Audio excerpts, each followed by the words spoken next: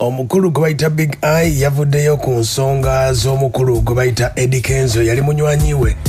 Bonna batandika bonna mu Big Talent naye yawolamu n'akola ekikye. Big Eye yasookamu NRM n'amala n'avaayo. Kati yagedde ku nsonga nnyingi nnyo. Abayimbi wiiki eno bagenzeko mu State House wadde ng'ebifaananyi twalabyeko bitonotono naye ng'abayimbi bangi nnyo naddala aba Federation basitudde ne bagenda mu State House okulaba President.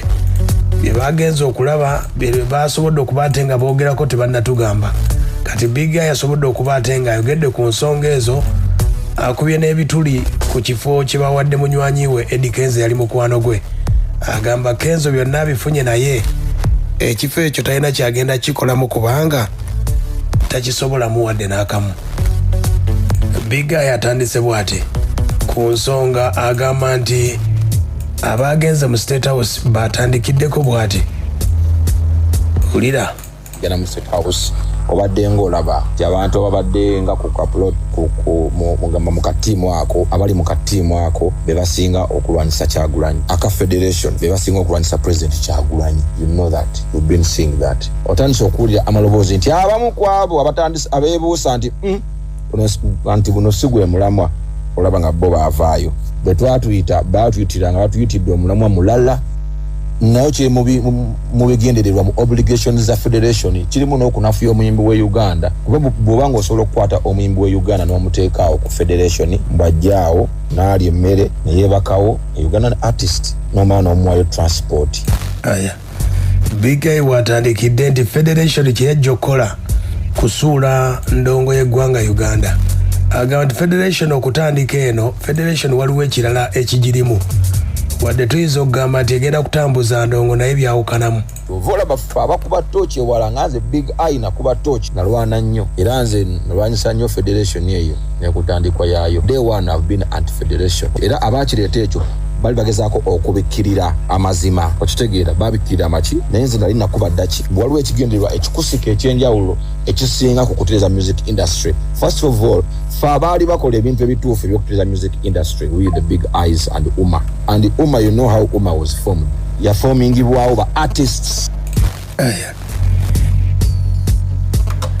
Ye Big Eye ng'ayogera ku Federation wabula Dr. Jose Chameleon gye buvuddeko naye yayogera n'agamba nti Federation yagiwagira okuba ate nga weeri kubanga yajja kutereeza ndongo ya ggwanga Uganda. Nze nja kuwulira straight up ndi mu Federation, Uganda National Musicians Federation.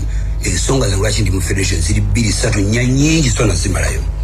Esookerwako nti bane entambudde amawanga ndabye music bw'atambula mu mawanga amalala. You know, ndabye art bw'atambuzibwa mu mawanga amalala.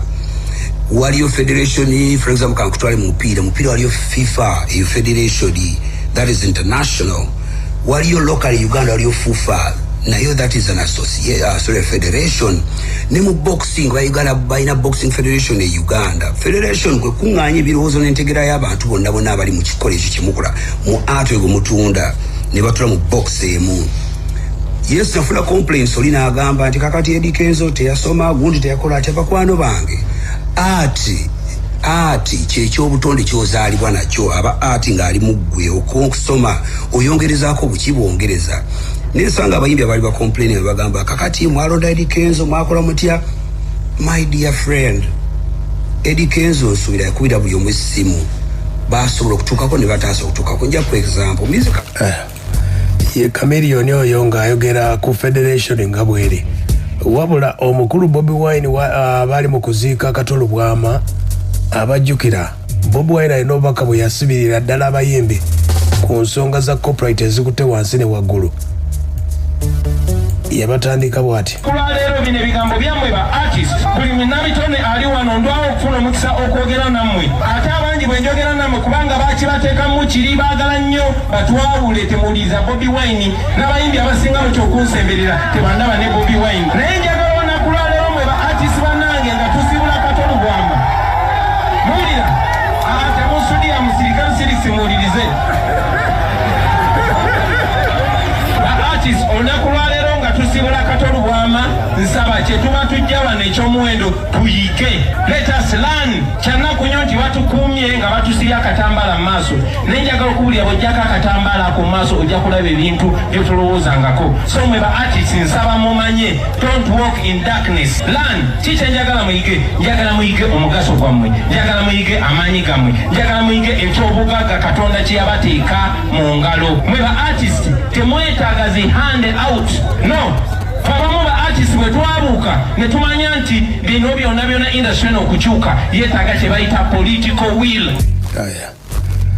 Awo ng'ategeeza ku bayimbi ku nsonga ezo. Wiiki eno abayimbi lukunkumuli bagenze mu State House.